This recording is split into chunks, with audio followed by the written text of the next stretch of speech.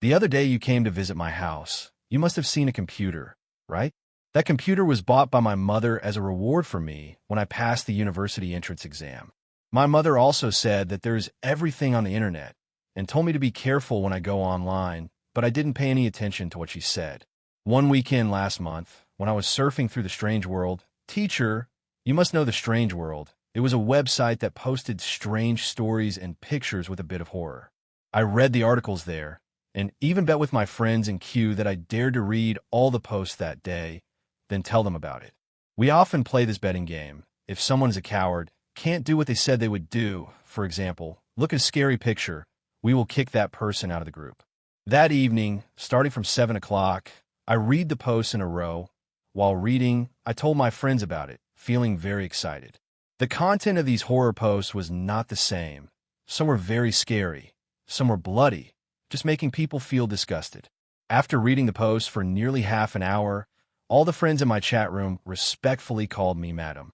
At that time, I really felt refreshed. Suddenly, someone sent a new post. The title was still what we were used to seeing, a horror picture. Only brave girls can enter. The sender's nickname was Bakna. I didn't think about anything, just clicked on it. Then I heard a girl's miserable scream coming from my headphones. Then a flash image appeared. On top of it was written word by word. If you read the post and don't send it back, you will die in 3 days. When I heard the sound and saw the flash, I didn't pay any attention. I've seen that kind of threat many times. So I sent a message to my friends in the group. New post. Once again claiming someone else's post as my own, I won't send it back to him again. Haha, I'll make him angry to death.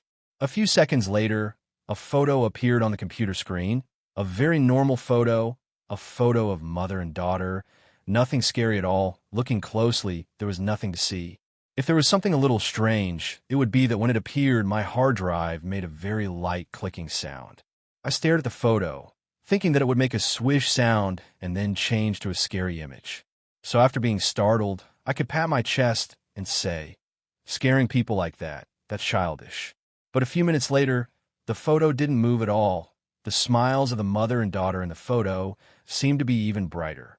Gradually, I felt that something was wrong, so I closed all the websites, then told my friends in the question, I'm sleepy, I'm logging out. But after I closed all the chat boxes, a photo of the mother and daughter suddenly appeared on my computer screen, filling the entire screen. Then, a small female voice was heard in the headset saying, hello, I am Baya. You are the 2046th person to visit me, because you only live with your mother, so your conditions meet my standards. Congratulations, you have been chosen.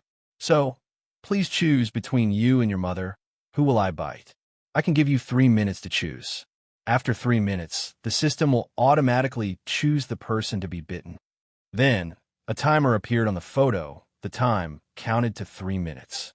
At that moment, I was really stunned. If this was someone else's malicious prank, it would be too much. I looked at the screen in front of me, not knowing what else I could do. It felt like the photo of the mother and daughter together really looked like a ghost photo. 3 minutes quickly passed. A new dialog box popped up. The system showed that the person who was bitten was my mother. At this point, Tina stopped talking. She buried her head deep in her chest, like a shrimp, just like the day I saw her at the stairs. Listening to her story, I had a rough idea of how it would end. Although I couldn't believe that such a terrifying and thrilling story could happen right next to me. Right next to my students, the events that had happened these past few days made it impossible for me not to believe. A feeling of being seriously wounded assaulted me, and I gently hugged Xiaoya's shoulders. Then you saw it all. That guy named Bak Na really bit my mother. Like something too sensitive, small wounds appeared on my mother's body. Then pus appeared. Gradually, there was no normal place on her body anymore. I went to the hospital for a checkup. The doctor said it was a bite from some small animal. The wound was infected. Although he prescribed a lot of medicine, it didn't work at all. There was no other way. I could only believe the words of that guy named Bakna. So I went back to the website, sent that person a lot of information, begged him to spare my mother or come bite me. But the little girl suddenly stopped talking, raised her head to look at me, tears rolling down her eyes like waves. After a long while, she muttered. But he didn't text back. It was like didn't exist. My mother couldn't take it anymore. That day after you came back, She told me to forget everything and live a good life. In the middle of the night, when I wasn't paying attention, my mother ran out and was hit by a car. I know. Annie, I know that my mother did it for me. She wanted everything to end soon. Because we couldn't hold on anymore, we both couldn't hold on anymore.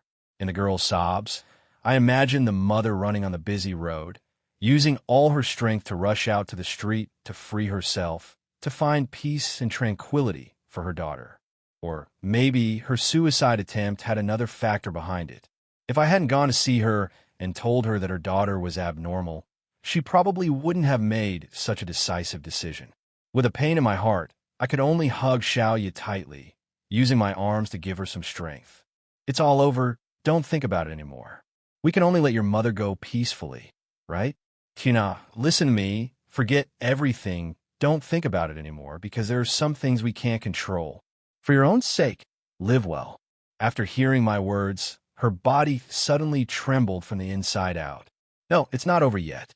She waved my hand away, looking at me with a gaze that made me shiver. That gaze looked straight at me, as if she couldn't see me. She walked straight past me, looking in an unfamiliar direction, very far away. That gaze contained a ray of despair and hatred in it. He lied to me. Who? Who are you saying lied to you? The little girl raised her wrist and rolled up her sleeve for me to see. In the dim twilight of the evening, I saw a distinct circle of bite marks on her thin, white wrist, as if she had just been bitten, and also as if her hand was calloused, with flesh sprouting out. You saw it. You bit my mother's hand, then bit me. He's a liar. A feeling of fear, panic, and disgust quickly welled up in my heart, as if my liver had been broken, and a bitter taste filled my mouth. How could I say anything to the little girl? I was such an ordinary and common person. Who could I take her to? Furthermore, it was useless because she had already tried it, hadn't she? The result of that trial was that everyone seemed to think she was crazy. Miss, I have to go find him for myself, for my mother. I have to go find him. Tuna raised her wrist and said loudly to me, Looking for who, that guy Bak Na? But didn't you say he never sent you any message? Miss, I know where he is. She took out a piece of A4 paper from her bag and showed it to me. This picture was shown to me by Bak Na. There is a boundary marker of a village in it. Can you see it? I checked it. Although it is deserted, this village is real.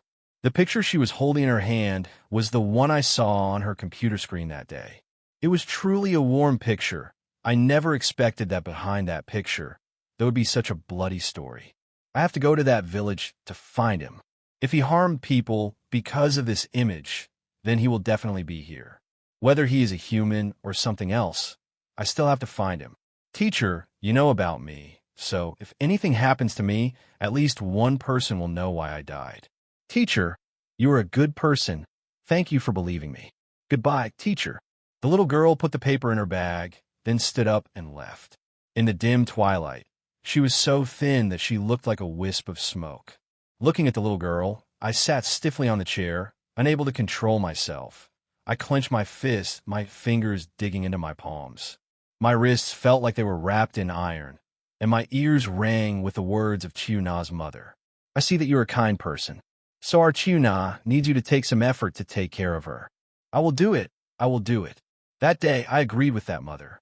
I would take care of her only daughter. If I let Chiu Na go by herself now, would I have to live forever with a feeling of remorse and insecurity? Chiu Na, wait for me. I will go with you. I mustered up my courage and stood up, shouting at Xiaoya. She heard it and stood there stunned. The sunlight scattered on her body, turning her into a pale, white silhouette.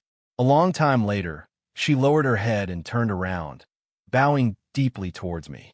A few days later, when Chiu Na and I stood for a long time by the boundary marker at the beginning of the village, the place that appeared in that photo, I hugged Chiu Na's shoulder, discovering that the scene here was so similar to the photo that I was startled. Those trees, those bricks, even the outline of the sunlight were no different from the photo. Everything seemed to stand still, waiting for us to come.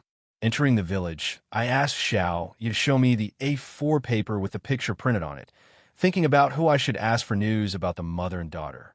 I don't know if it was because I read too many horror novels, but I thought to myself, if this was a terrifying picture, I didn't want our arrival to bring about a crisis for the villagers. I led Xiaoye to ask around and found the village chief's house. It was a very clean house with blue bricks and red tiles. On the wall of the main room, there were red peppers and dried corn. Under the blue-white sunlight, it gave off a beautiful halo. The village chief's entire family had gone to work in the fields, leaving only his 70-year-old mother to look after the house. The old lady was extremely hospitable, treating us like guests in the village. She brought out a lot of fruit to welcome us. I thought about it for a while, then finally took out the photo, showed it to her, and asked if she recognized the mother and daughter in the photo. The old man took the photo from our hands, squinted his eyes, and then let out a sigh. Aren't these Tu Lan and Tu Ni? Oh my God! Are you two looking for them? What a pity, they're long gone. Gone? You mean they're dead? Oh, not sure. Maybe he ran away. Tu Na sat in a corner, not saying a word. Hearing that, she suddenly said, Grandma, can you tell us a story about the mother and son? The old lady did not ask where we got this photo. Her whole mind seemed to be focused on memories of the past. Tu Lan is a girl with an unfortunate fate. The old saying goes, men are afraid of choosing the wrong career. Women are afraid of marrying the wrong husband. Tu Lan's suffering in this life is not being able to marry a good man. Look at her. She is very pretty. That year, I don't know why I was blinded by that man. She was married to Chu Toa Tu, whose house was at the eastern end of the village. Chu Toa Tu was only good-looking, lazy, and stingy, not like a man at all. When Tu Lan had just gotten married, he treated Tu Lan okay. Who knew that more than a year later, Tu Lan gave birth to a daughter named Tu Ni, and he began to feel annoyed with Tu Lan. All day long, he only knew how to scold her for trivial matters. Tu Lan was beautiful, so he was on guard. Whenever Tu Lan met a boy in or outside the village, he would immediately think that she was flirting with them. When she returned home, he would scold her terribly and beat her savagely. Because Tu Lan had only given birth to a daughter, she felt that she was in the wrong, so she let him go crazy. In the end, he got used to it, so he became even worse. After about 10 years, Chu Toa Tu beat her 3 times a day, treating her like an animal to be ordered around. The women in the village had advised her many times, saying that such a man could still be lived with. But Tu Lan was stubborn. She said that she couldn't live without him, and that she had to think about Tu Ni too, and try to live through a few more years, and that she would naturally get better when she got old. But things didn't go as she thought. One winter a few years ago, after the new year had passed, Xiao Suazi, for some reason, got angry. He drank a few cups of wine, and when he got home, he immediately beat his wife to vent his anger. That time, we didn't know why he was so cruel. He tortured Tu Lan for 2 days and 2 nights. Later, we heard that Tu Lan had gone crazy. The old lady let out a long sigh, groped her way to the edge of the bed, and said no more. She also used her sleeve to wipe the tears from the corners of her eyes. The sunlight shines through the window inside, feeling chilly. What were you doing then? Why didn't you help her? Tu Na suddenly said, her words without any warmth, like a knife, fell swish by our ears. I turned my head to look at the little girl, only to see her head bowed down again, her white eyes full of hatred staring at the old woman. The old woman did not pay much attention to the little girl. She continued her thoughts. Help? How to help? They are a certified married couple, legally protected. Who has the right to control what the couple does and when? The story of a husband beating his wife is not unique to their family. Who would have thought it would turn out like this? After that, Miss Tu Lan went crazy. She just mumbled all day long, her hair disheveled, and she wandered around the village. The village cadres all told Xiao Suazi to take her to the hospital in the city, but that bastard Xiao Suazi said that his wife could take care of herself, so she couldn't be called crazy. If she really went crazy, they would beat her to death instead of sending her to the hospital. She wouldn't be able to walk. People also do not want to say anything more. Unexpectedly, not many days later, Tu Lan and Tu Ni disappeared, and Chu Toa Tu's house was also burned down, but they couldn't burn Chu Toa Tu's day. Everyone guessed that perhaps Tu Lan pretended to be crazy, followed another man, and took Tu Ni with her and ran away. Gradually, everyone believed that their deduction was correct. Chiutoa, too, couldn't live in the village anymore, so he went to the city to beg. After listening to the old lady's story, I was stunned looking at the mother and son in the photo. At first I thought that behind their smiles was a thrilling story that would amaze people, but who would have thought it was like this? That evening, because we couldn't catch the bus back to the city, Xiaoya and I stayed in the village office. It was a simple cement room, ventilated on all four sides. In the dark of night, the wind blew, sending chills down one's spine. Tuna lay on the bed to my right. In the cold night, she fell asleep very quickly. I closed my eyes tightly, forcing myself to sleep immediately, but because I was too nervous, I had no intention of wanting to sleep. The scenes from the horror movies I had seen before now jumped out from the deepest part of my brain, constantly appearing before my eyes. I tried my best to suppress those thoughts, but they jumped out very quickly from my mind. I felt like my neck was covered in sweat. The sweat soaked the pillow and blanket, stiffening my neck and making it difficult for me to breathe. I could only open my eyes wide. At this moment, a pale blue light was shining into the room with a blue-white color.